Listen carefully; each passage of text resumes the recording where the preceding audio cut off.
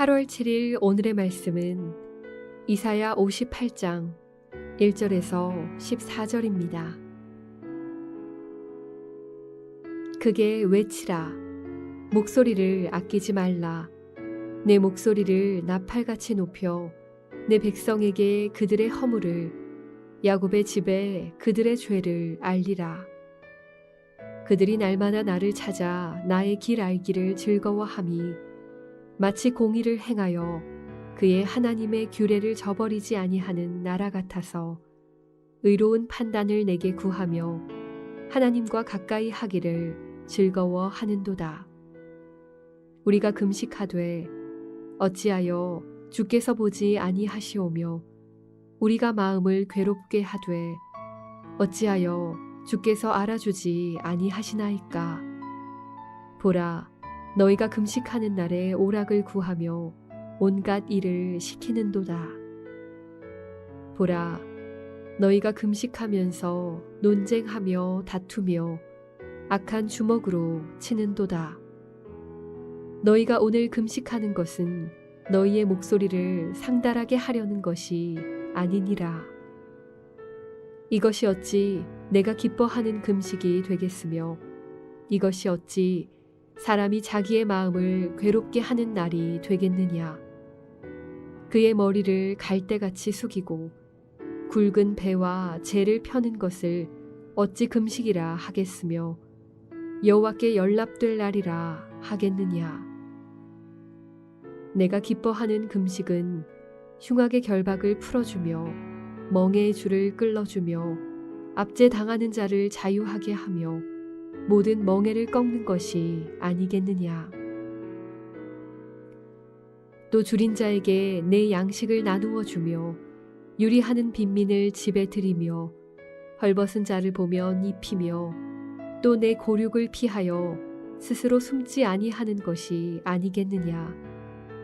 그리하면 내 빛이 새벽같이 비칠 것이며 내 치유가 급속할 것이며 내 공의가 내 앞에 행하고 여호와의 영광이 내 뒤에 호위하리니 내가 부를 때에는 나 여호와가 응답하겠고 내가 부르짖을 때에는 내가 여기 있다 하리라. 만일 내가 너희 중에서 멍에와 손가락질과 허망한 말을 제하여 버리고 줄인 자에게 내 심정이 동하며 괴로워하는 자의 심정을 만족하게 하면 내 빛이 흑암 중에서 떠올라 내 어둠이 낮과 같이 될 것이며 여호와가 너를 항상 인도하여 메마른 곳에서도 내 영혼을 만족하게 하며 내 뼈를 견고하게 하리니 너는 물된 동산 같겠고 물이 끊어지지 아니하는 샘 같을 것이라. 내게서 날 자들이 오래 황폐된 곳들을 다시 세울 것이며 너는 역대의 파괴된 기초를 쌓으리니 너를 일컬어 무너진 데를 보수하는 자라 할 것이며 길을 수축하여 거할 곳이 되게 하는 자라 하리라. 만일 안식일에 내 발을 금하여 내 성일에 오락을 행하지 아니하고 안식일을 일컬어 즐거운 날이라 여호와의 성일을 존귀한 날이라 하여 이를 존귀하게 여기고 내 길로 행하지 아니하며 내 오락을 구하지 아니하며 사사로운 말을 하지 아니하면 내가 여호와 안에서 즐거움을 얻을 것이라. 내가 너를 땅의 높은 곳에 올리고 내 조상 야곱의 기업으로 기르리라. 여호와의 입의 말씀이니라.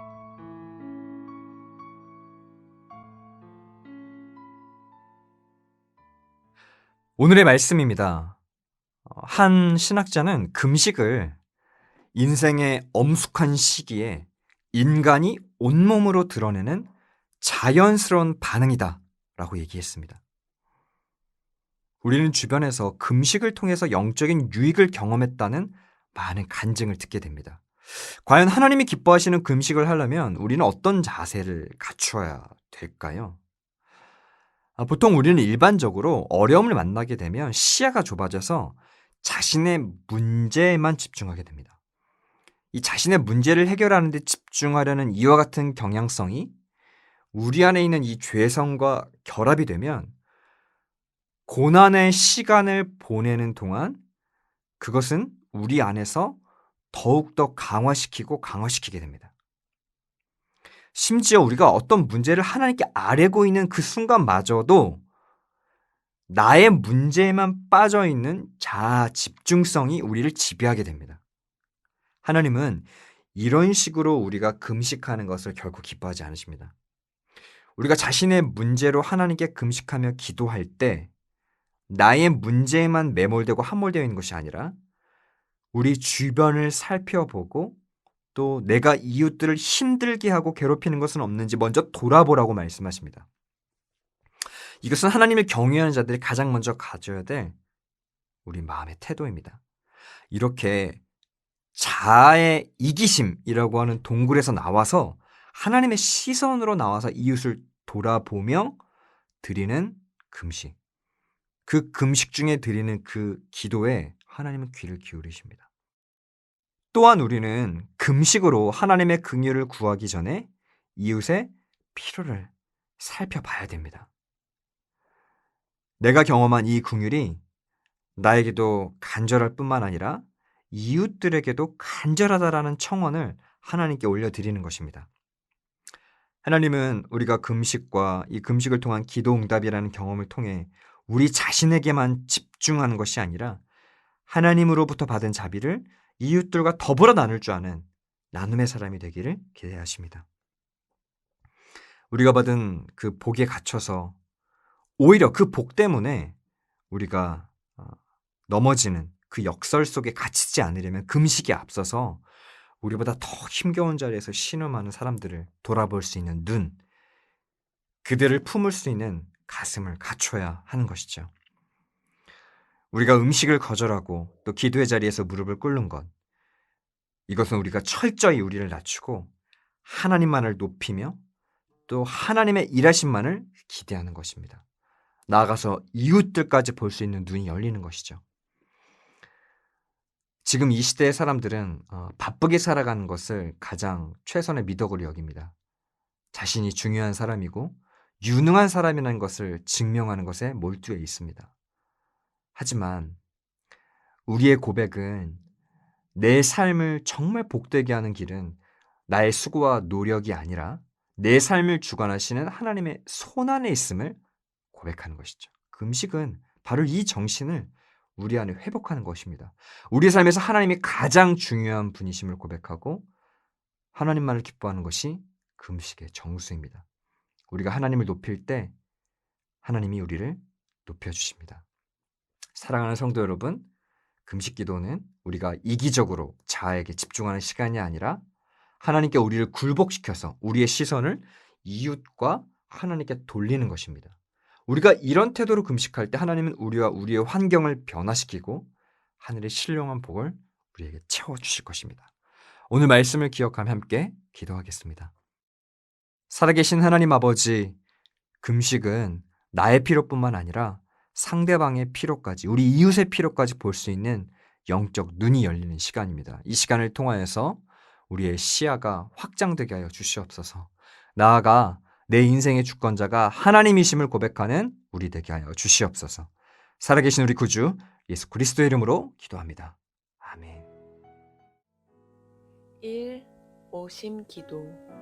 하루 5번 마음을 다해 드리는 기도. 나는 죽었습니다.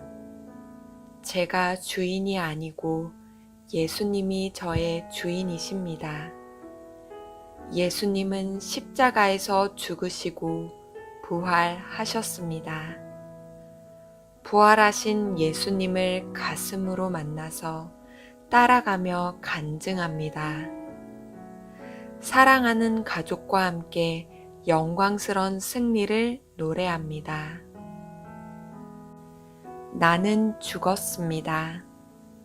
제가 주인이 아니고 예수님이 저의 주인이십니다. 예수님은 십자가에서 죽으시고 부활하셨습니다. 부활하신 예수님을 가슴으로 만나서 따라가며 간증합니다. 사랑하는 가족과 함께 영광스런 승리를 노래합니다. 나는 죽었습니다. 제가 주인이 아니고 예수님이 저의 주인이십니다.